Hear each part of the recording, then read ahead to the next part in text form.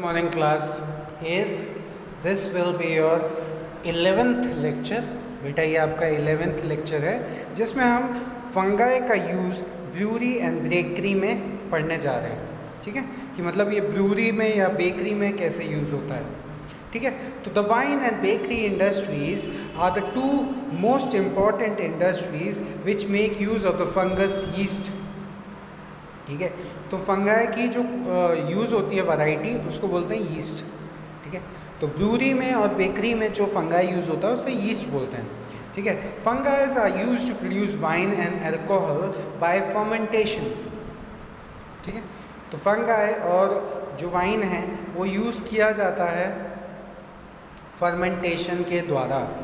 ठीक है, जिससे कि वाइन और अल्कोहल बन जाता है.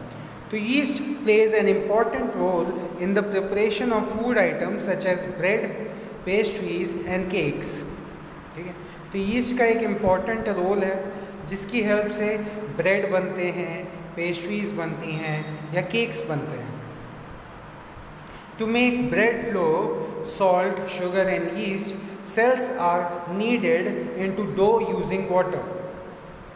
ठीक है, तो ब्रेड, फ्लोर, सॉल्ट, शुगर और यीस्ट को हम आटे के साथ गूँथ देते हैं. मतलब जैसे नहीं आटा बनाया जाता है, आटा मारा जाता है ना घरों में, तो वही डो होता है जो आटे को मारने के बाद बनता है, वो डो होता है. ठीक है, तो ब्रेड, पेस्ट्री और केक बनाने के लिए पहले हमें आटे को, फ्लोर को सॉल्ट के साथ, शुगर के साथ और यीस्ट के साथ गूँथना होता है. ठीक है, मारना होता है. Yeast reproduces rapidly and produces carbon dioxide during respiration. तो yeast क्या करता है, कार्बन डाइऑक्साइड रिलीज करता है रेस्पिरेशन के टाइम पे. Due to the production of carbon dioxide, the dough rises and its volume increases.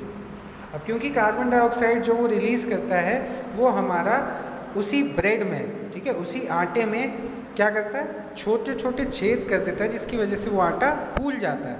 ठीक है, फूल जाता है, स्पॉन्जी हो जाता है. When the bread is baked, carbon dioxide escapes, leaving behind pores that makes the bread porous and spongy. ठीक है, तो जब उसके बाद आप बेक करते हो अपने ब्रेड को तो क्या होगा, उससे आपका जो कार्बन डाइऑक्साइड होगा वो रिलीज़ हो जाएगा, जिसकी वजह से आपका जो ब्रेड होगा वो पोरस और स्पॉन्जी हो जाता है. जैसे कि आपने देखे होंगे केक कैसे होते हैं, स्पॉन्जी होते हैं, मतलब पिचक जाते हैं. फिर आ जाता है फूड आइटम्स. तो food items such as idli, dosa and dhokla are also prepared by the action of yeast and bacteria. ठीक है, तो बेटा फूड जैसे आप लोगों के घरों में इडली या डोसा या फिर ढोकला बनते होंगे तो उसमें मम्मी को देखा होगा आपने कि वो कुछ टाइम के लिए जो डो बनाती हैं या जो आटा बनाती हैं या जो मटेरियल तैयार करती हैं उसको कुछ टाइम के लिए वो रख देते हैं. ठीक है, रख क्यों देते हैं, जिससे कि फर्मेंटेशन हो जाए, यीस्ट अपना काम कर दे. ठीक है, इसलिए उसमें रख दिया जाता है.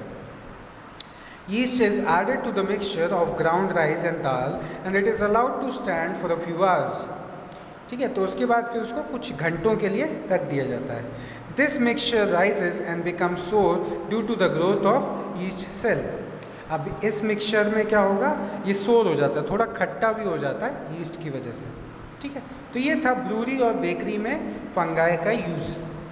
फिर आ जाता है preparation of organic acids. Organic acid बनाने में भी फंगाई यूज़ होता है. ठीक है, तो fermentation properties of several fungi are utilized for the manufacture of acetic acid. Acetic acid बेटा विनेगर में यूज़ होता है. ठीक है, विनेगर आप लोगों के घरों में मिल जाता हो, विनेगर वो एसिटिक एसिड होता है, या ऑक्जेलिक एसिड या साइट्रिक एसिड. ठीक है, तो इनको भी प्रिपेयर कर सकते हो आप फंगाई की हेल्प से.